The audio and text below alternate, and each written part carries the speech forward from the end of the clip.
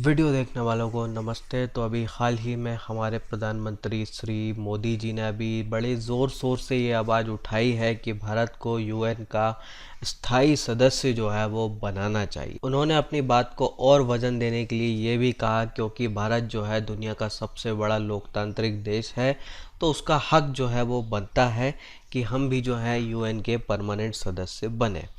अब ज़रा समझते हैं कि इसमें क्या रोड़ा है और क्यों हम जो है ये अभी तक नहीं कर पाए हैं।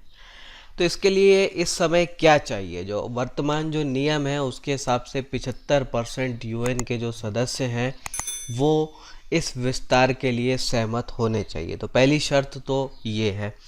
अब ये वाली शर्त जो है वो पूरी हम कर लेते हैं, 75% से भी ज़्यादा देश जो है हमारे साथ जो है इस मुद्दे पर खड़े हैं।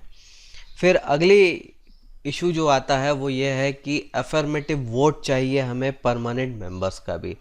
अब 5 परमानेंट मेंबर्स हैं और 5 में से 3 का एटलीस्ट हमें पॉजिटिव वोट चाहिए और बाकी के 2 अगर न्यूट्रल भी हो जाएं तो भी हमारा काम बन जाएगा। लेकिन अगर ये अफर्मेटिव वोट हमें नहीं मिलता है तो ये काम नहीं बनेगा। अब अगर ऐसा लेके चलिए कि 5 में से 4 देश जो है हमारे साथ हैं, लेकिन 5वां देश चाइना अगर इस पर वीटो कर देता है तो ये हमें नहीं मिलेगा।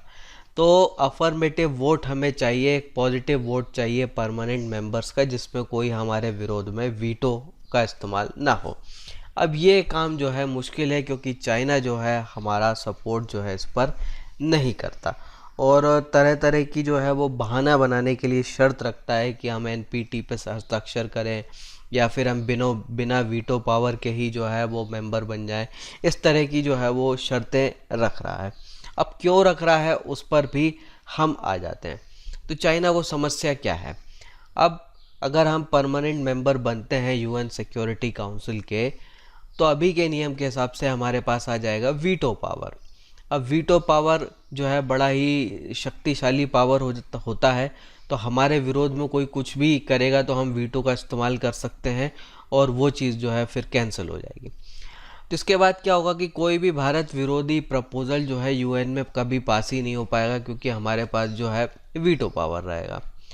अब साथ में जब हमारे पास इतना पावर रहेगा तो छोटे छोटे देश जो हैं वो भी हमारा समर्थन जो है अब करने लगेंगे, जो कि पहले नहीं करते थे, क्योंकि इन देशों को भी कई सारे काम जो है अपने निकलवाने के लिए यूएन के साथ की ज़रूरत होती है और वो साथ उनको तब आसानी से मिल जाएगा जब भारत जैसा देश जो है उनका समर्थन करेगा।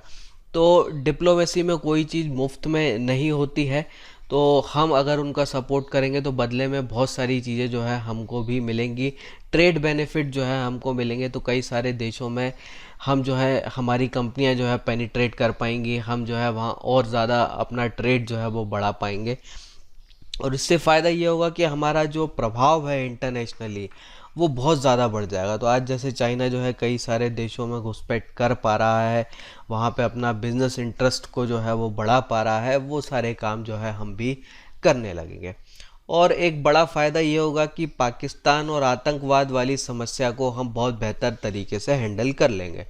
तो जैसे आपने देखा होगा कि यूएन में जब मसूद अज़हर का केस जाता है तो चाइना उसमें जो है वो रुकावट डाल देता है, उसको आतंकवादी घोषित नहीं होने देता है, उसकी जो फंडिंग होती है उस पर रोक नहीं लगने देता है। तो ये सारी चीज़ें जो है फिर करना मुश्किल हो जाएंगी। तो हम जो है पाकिस्तान को और आतंकवाद को बहुत बढ़िया तरीके से हैंडल कर लेंगे अगर हमको यहाँ पे वीटो पावर जो है मिल जाता है या यूएन के हम परमानेंट मेंबर बन जाते हैं। तो ये सारे इतने फ़ायदे जो है हमको हो जाएंगे और हमारे ये फ़ायदे जो है वो चाइना के लिए नुकसानदायक हैं और इसीलिए जो है चाइना इसमें अड़ंगा डाल रहा है। अब ये हमको सोचना है कि हमारी कूटनीति को हम किस तरीके से बनाएं कि चाइना जो है इस मुद्दे पर जो है न्यूट्रल हो जाए। एटलीस्ट जो है अगर वो विरोध में वोट ना करे या पक्ष में वोट ना करे तो कम से कम जो है वो वोटिंग से बाहर हो जाए, मतलब न्यूट्रल रहे।